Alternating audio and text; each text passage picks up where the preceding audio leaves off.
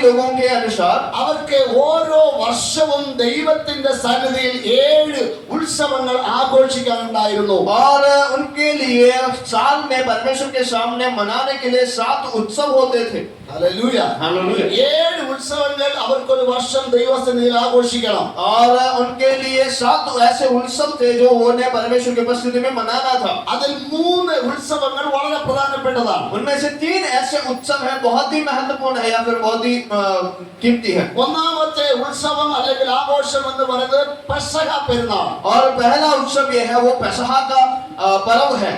ആമേൻ. हालेलुया. ഹല്ലേലൂയ. हालेलुया.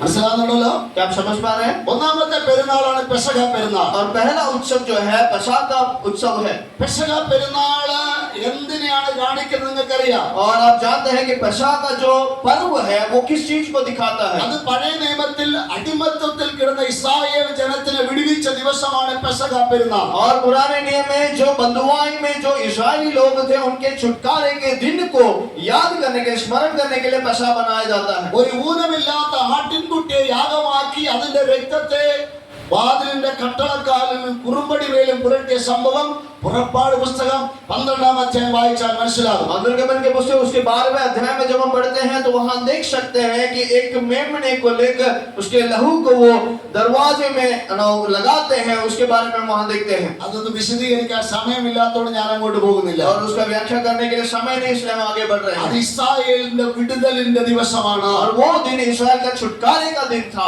അടിമത്തത്തിൽ നിന്നുള്ള വിടുതലിന്റെ ദിവസമാണ് പെസഹ പെരുന്നാൾ. और पेसह का पर्व उस दिन को याद दिलाता है कि जिस दिन उन्होंने बंधुआई से छुटकारा पाया था. അവിടെ അറുക്കപ്പെട്ട കുഞ്ഞാട് യേശു ക്രിസ്തുവിനെയാണ് കാണിക്കുന്നത്. और वहां जो मेमना काटा गया है वो प्रभु यीशु मसीह को दर्शाता है. അവിടെ ആമേ അർപ്പിക്കപ്പെട്ട കുഞ്ഞാടിന്റെ രക്തം യേശുവിന്റെ രക്തത്തിന്റെ നിഴലാണ്. और जो लहू उस द्वार में लगाया गया था वो प्रभु यीशु मसीह के लहू को दर्शाता है. അല്ലെങ്കിൽ പെസഹ പെരുന്നാൾ നമ്മളെ പാപത്തിന്റെ അടിമത്തത്തിൽ നിന്ന് യേശുവിന്റെ രക്തത്താൽ വിടുവിച്ച ദിവസത്തെയാണ് കാണിക്കുന്നത്. और पेसह का पर्व दूसरे शब्दों में ऐसे मान सकते हैं कि हमारे पापों से हमें छुटकारा देने के लिए प्रभु यीशु मसीह बलिदान हुआ उस दिन को वो दिखाता है. ഹല്ലേലൂയ. ഹല്ലേലൂയ. പാപത്തിന്റെ അടിമത്തത്തിൽ നിന്ന് വിടുവിക്കാൻ ഇന്റർനെറ്റിന് സാധ്യമല്ല. और पाप की बंधुआई से बचाने के लिए इंटरनेट से मुमकिन नहीं है. പാപത്തിന്റെ അടിമത്തത്തിൽ നിന്ന് വിടുവിക്കുവാൻ ഇന്നത്തെ സാങ്കേതിക വിദ്യയ്ക്ക് സാധ്യമല്ല. और पाप के बंधन से छुड़ाने के लिए इस जमाने की कोई भी तकनीकें काम नहीं आ सकती.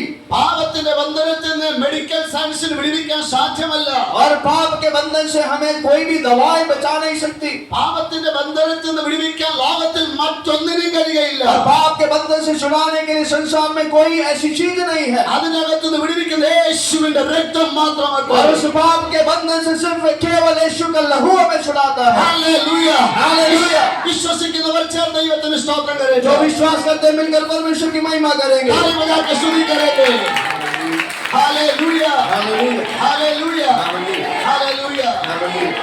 ആമേൻ. സ്തോത്രം. അങ്ങനെ അടിമത്തത്തിൽ നിന്ന് വിടുവിക്കപ്പെട്ട ജനം और इस प्रकार जो बंधुआई से छुटकारा पाए हुए लोग അവർ രണ്ടാമത് ആഘോഷിക്കേണ്ട പ്രധാനപ്പെട്ട പെരുന്നാളാണ് പെന്തക്കോസ്ത് പെരുന്നാൾ. और उसके बाद दूसरा एक पर्व है जिसे उन्हें मनाना है वो है पेंतकुस्त का पर्व. ഹല്ലേലൂയ. हालेलुया. ഹല്ലേലൂയ. हालेलुया. പെന്തക്കോസ്ത് പെരുന്നാളിന് മുമ്പ് മറ്റൊരു സംഭവമുണ്ട്. और पेंतकुस्त के पर्व से पहले एक और उत्सव है. അതിന് ആദ്യഫല പെരുന്നാൾ എന്നാണ് പറയുന്നത്. उसको पहला फल का या फिर धन्यवाद देने का पर्व कहा जाता है. ഹല്ലേലൂയ. हालेलुया. അതായത് ഇസ്രായേലിയരുടെ കൃഷിസ്ഥലത്തിൽ അവർ കൃഷി ചെയ്യുന്ന ആ ധാന്യങ്ങളൊക്കെ വിളയുമ്പോൾ और इसका मतलब यह है कि जब इस्राएली लोग अपनी खेती को करते हैं तो उसमें जो पहला फल आता है അവിടെ ആയി ഗോതമ്പിന്റെയും അതുപോലെ യവത്തിന്റെയും ഒക്കെ കതിരുകൾ നേരത്തെ പാകമാകും. और जब वो खेती करते हैं कि इधर उधर जो गेहूं हो या फिर जो कुछ भी वो बोते हैं उसमें से जो पहला फल होता है इधर उधर वो दिखाई देता है.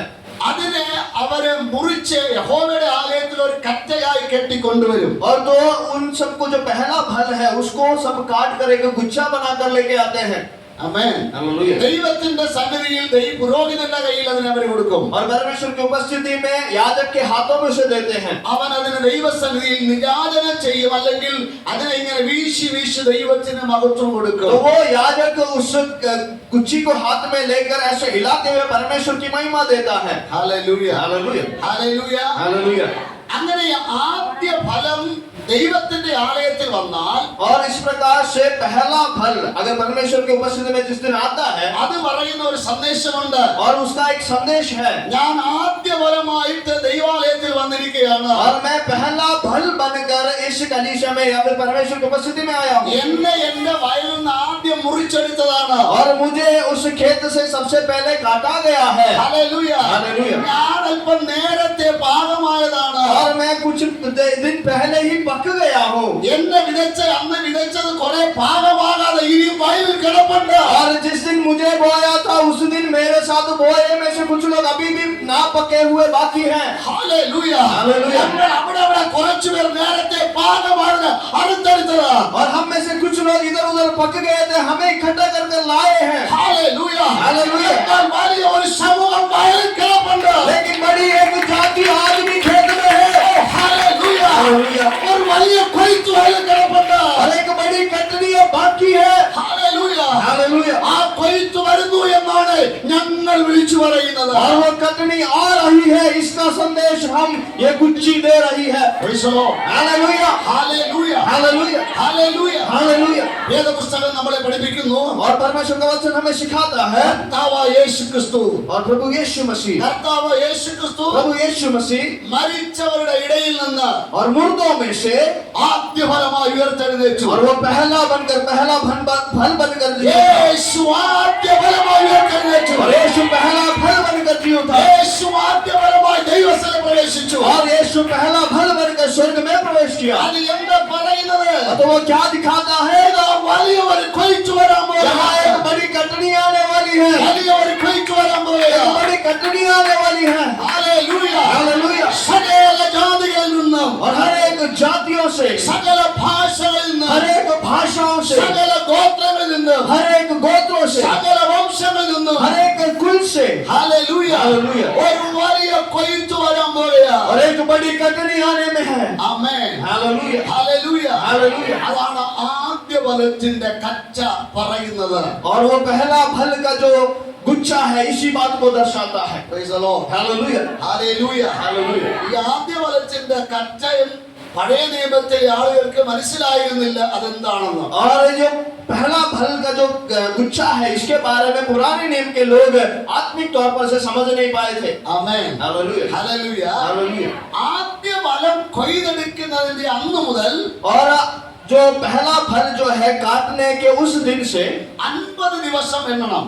और उससे 50 दिन उन्हें गिनना है। അടുത്ത 50 ദിവസം കൊണ്ട് എല്ലാ വയലുകളും കൊയ്യണം. और आगे के 50 दिनों के अंदर सभी खेतों में कटनी करके समाप्त करना था। ഹല്ലേലൂയ. हालेलुया। എല്ലാ വയലുകളും കൊയ്തതിനു ശേഷം और सभी खेतों में से कटनी को करने के बाद ആമേൻ ഓരോരുത്തരും അവരവരുടെ വീടുകളിൽ നിന്ന് ഈ പുതിയ ധാന്യം കൊണ്ട് 2 അപ്പം ഉണ്ടാക്കി ദൈവസന്നിധിയിൽ കൊണ്ടുവരണം. और सभी लोगों को इस नए धान्य जो लिया है खेत से जो उन्होंने काटा उसमें से आटा बनाकर 2 रोटी उनको हर घर से बनाकर परमेश्वर के मंदिर में लाना था। എല്ലാ വീട്ടുകാരും ഈ 2 അപ്പം ഈ പുതിയ മാവ് കൊണ്ട് ഉണ്ടാക്കി കൊണ്ടുവരണം. और जो कटनी की हुई धान के नए आटे से 2 रोटी बनाकर उन्हें परमेश्वर के मंदिर में लाना था। ഹല്ലേലൂയ. हालेलुया।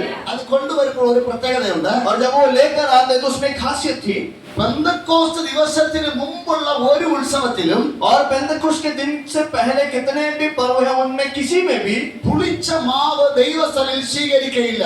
और खमीर वाला रोटी या फिर जो खमीर हुआ होता है जो ईस्ट किया गया था उसको कभी स्वीकार नहीं किया जाता। ഹല്ലേലൂയ. हालेलुया। ഒന്നിനകത്തും പുളിപ്പ് പാടില്ലെന്ന ദൈവത്തിന്റെ കൽപ്പന. और परमेश्वर की आज्ञा है कि किसी भी रोटी में खमीर मिक्स नहीं करना, खमीरी रोटी लेकर आना है। ഹല്ലേലൂയ. हालेलुया। എന്നാൽ പെന്തക്കോസ്ത് ദിവസത്തിന് ഒരു ഇളവുണ്ട്. लेकिन पेंतकुस्त के दिन में एक छूट दिया गया है। ഹല്ലേലൂയ. हालेलुया। അന്ന് കൊണ്ടുവരുന്ന അപ്പം പുളിപ്പിച്ചുണ്ടാക്കി കൊണ്ടുവരണം. लेकिन उस दिन जो रोटी लाओगे उसको खमीर मिलाकर लेकर आना है। ലേവ്യ പുസ്തകം 23 15 മുതൽ 17 വരെ വായിച്ചാൽ മതി. ഇപ്പൊ വായിക്കേണ്ട അവിടെ എഴുതിയിട്ടുള്ളതൊക്കെ. लेवी पुस्तक उसके 23 के 15 से 17 पे जब आप पढ़ोगे आप देख सकते हैं। ആമേൻ. हालेलुया। ഹല്ലേലൂയ. हालेलुया। ഹല്ലേലൂയ.